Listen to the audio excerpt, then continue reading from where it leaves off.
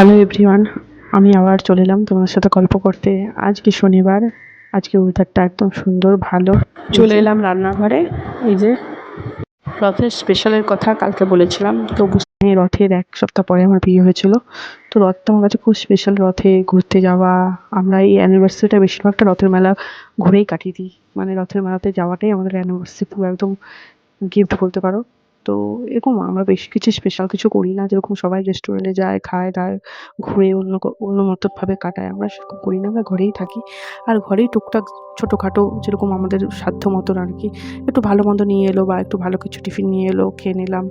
বা এই যেরকম কেক, হয়তো সবসময় কেকও আনা হয় না, টুকটাক মাঝে মধ্যে যেটুকু দরকার লাগে ওইটুকুই করি। আমরা কোনোদিনও ওই হাইফাই অ্যানিভার্সারি পালন করি না।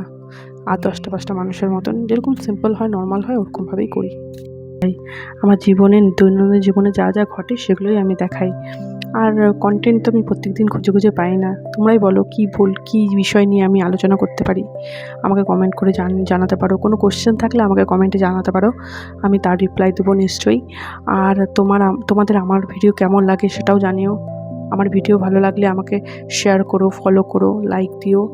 আর ফলো করে আমার নতুন নতুন ভিডিও দেখার সুযোগটা তোমরা পেয়ে যাবে। কাঁচা সরষের তেল দিয়ে মাখবো, যেরকম আলু সিদ্ধ মাখে সেরকমই।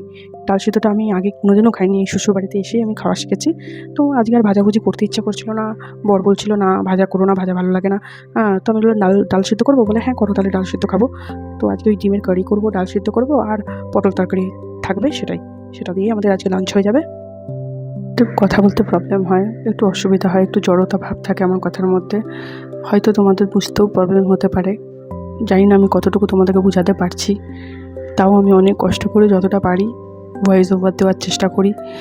আমি সব কিছু সবাইকে বোঝাতে পারি না, বলতেও পারি না। আমার অসুবিধা হয় সামনের লোকজনকে বোঝাতে আমার কথার দ্বারা।